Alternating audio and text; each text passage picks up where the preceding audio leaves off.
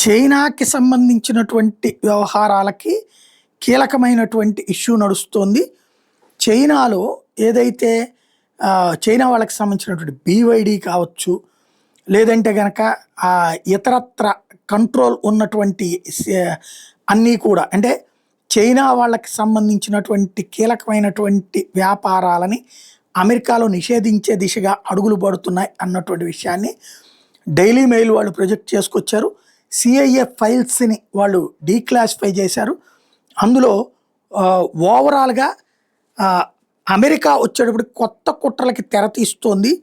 ఎలాంటి కుట్రలు అంటే, ముందు చైనాకి సంబంధించినటువంటి ఆలీబాబా, బీవైడి, బైడు ఈ 3 కంపెనీలని కూడా నిషేధించేందుకు సిద్ధపడుతోంది.